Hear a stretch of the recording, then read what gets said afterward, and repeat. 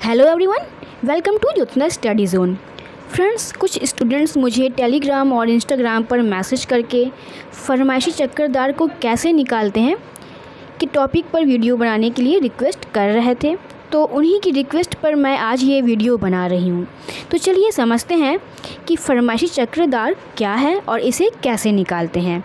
पर friends, start करने से पहले मेरी आप सभी से एक रिक्वेस्ट है कि अगर आप इस चैनल पर नए हैं और अभी तक चैनल को सब्सक्राइब नहीं किया है तो चैनल को सब्सक्राइब करके बेल आइकन को प्रेस कर दीजिए, जिससे कि मेरे चैनल पर आने वाली सभी वीडियोस आपको सबसे पहले मिले। और आप मेरे टेलीग्राम चैनल पर भी या फिर ग्रुप पर भी ज्वाइन हो सकते हैं, जिसका कि लिंक मैंने अपने इस वीडियो के डिस्क्रिप्शन बॉक्स में दिया हुआ है।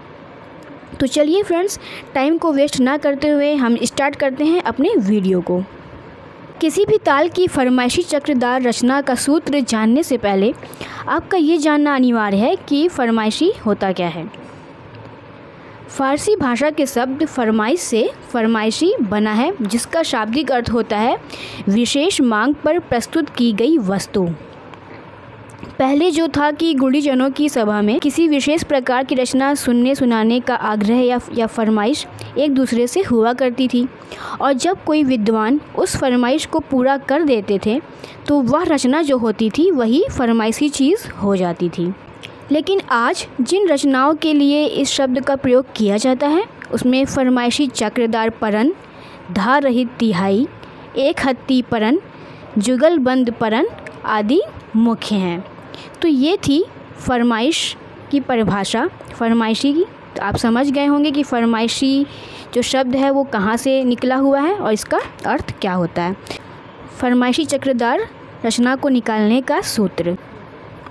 तो एग्ज़ाम्स में जो क्वेश्चंस आते हैं उन्हीं से रिलेटेड कुछ पॉइंट्स हैं फरमाइशी चक्रदार के, जो कि आपको जानना बहुत ज़रूरी है। तो चलिए उसे हम देखते हैं।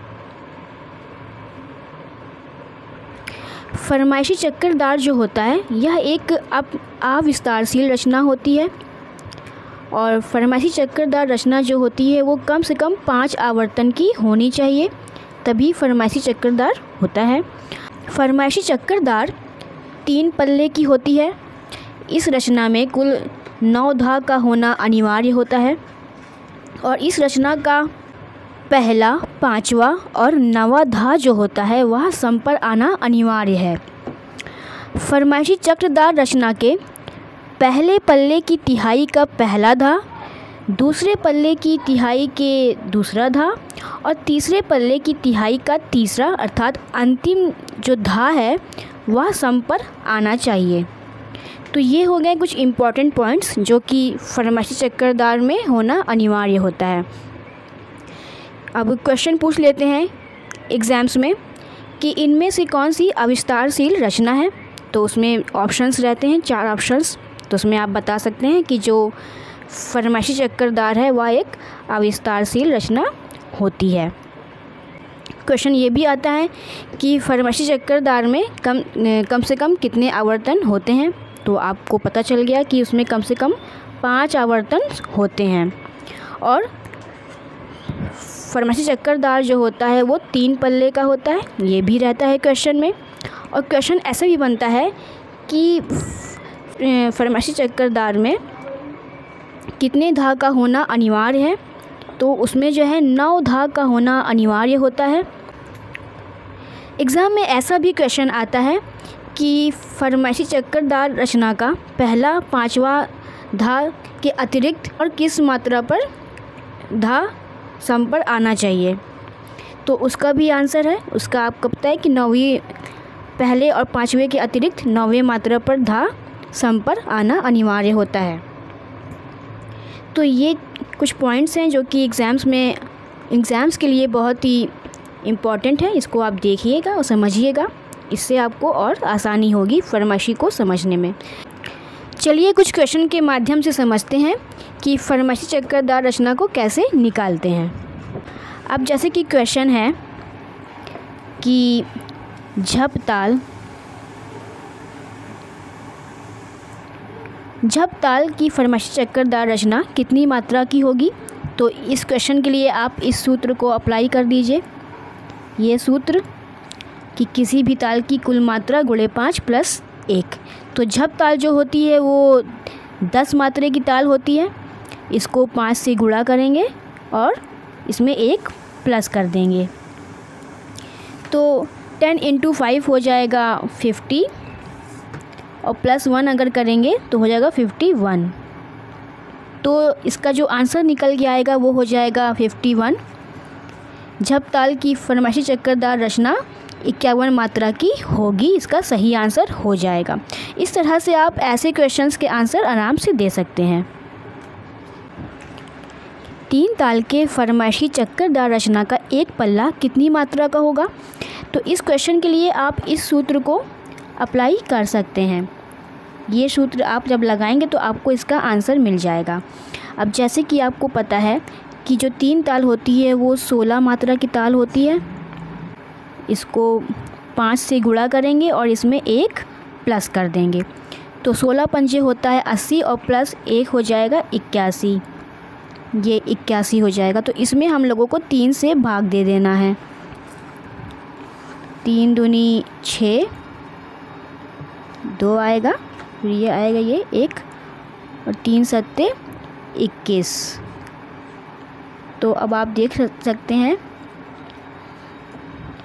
कि इसका जो आंसर निकल के आया है वो है 27। कि 3 ताल की फरमाइशी चक्करदार का रचना एक पल्ला 27 मात्रे का होगा। तो इसको आप समझ गए कि इस तरह के क्वेश्चन को आप ऐसे निकाल सकते हैं इस सूत्र के माध्यम से कि 3 ताल की फरमाइशी चक्करदार रचना का एक पल्ला 27 मात्रा का होगा। अब अगर आपको इसमें ये जानना है कि 3 ताल के तीनों पल्ले कितने मात्रा में आएंगे, तो इसके भी लिए आप जान सकते हैं। इसके लिए आपको क्या करना होगा कि ये जो 27 में है, 27 में आपको 3 से गुणा कर देना होगा। तो इसका आंसर आ जाएगा 3 सत्ते 21, 1 आ जाएगा, 3 दूनी 6 और इसका 2 आ गया 81, जो कि ये आंसर निकल के आया था। तो आप समझ गए। आई होप कि आपको ये समझ में आ गया होगा। चलिए अब हम नेक्स्ट क्वेश्चन को भी देख लेते हैं। अब जैसे कि आप समझिए इस प्रश्न के माध्यम से, अब हम 3 ताल को ही लेंगे। फिर से मैं यहाँ लिख देती हूँ 3 ताल कि 3 ताल की फरमाइशी चक्करदार रचना का दूसरा, चौथा, 5वां, 6ठा, 7वां, 8वां और 9वां धा किस मात्रा पर आएगा। तो इसको निकालने के लिए जो सूत्र है वो है ये कि किसी भी पल्ले का पहला धा और अंतिम धा बटे 2। इस क्वेश्चन में भी हम 3 ताल की ही बात करेंगे। 3 ताल, तो 3 ताल की फरमाइशी चक्रदार रचना का दूसरा, चौथा, 5वां, 6ठा, 7वां, 8वां और 9वां धा किस मात्रा पर आएगा। इस प्रश्न को हल करने के लिए हम इस सूत्र को लगाएंगे जिससे कि हमारा आंसर निकल आएगा।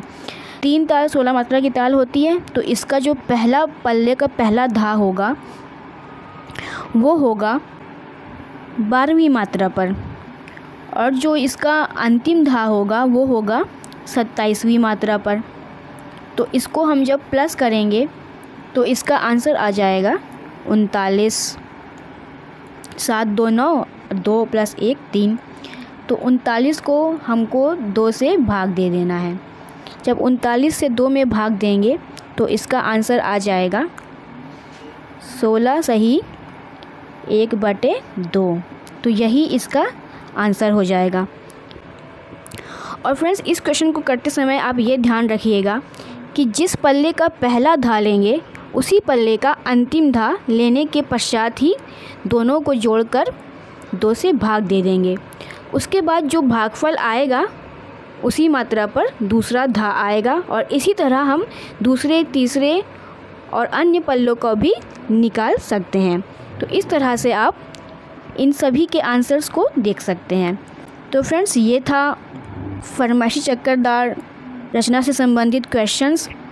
कि कैसे निकालते हैं, कितनी मात्रा में आती है, उसका पहला पल्ला कितनी मात्रा में आएगा आदि। तो इसे आप देख लीजिएगा। आपको ये फॉर्मूले समझ में आए कि नहीं, मुझे कमेंट में ज़रूर बताइएगा कि आपको ये वीडियो कैसी लगी। और फ्रेंड्स, आप इस वीडियो को लाइक कीजिएगा, शेयर कीजिएगा और अपने दोस्तों को भी शेयर कर दीजिएगा, जिससे कि वो भी हमारे साथ जुड़ सकें और अपने ज्ञान को बढ़ा सकें। तो चलिए फ्रेंड्स, मिलते हैं नेक्स्ट वीडियो में नेक्स्ट टॉपिक के साथ। तब तक के लिए आप तैयारी करते रहिए। Thank you.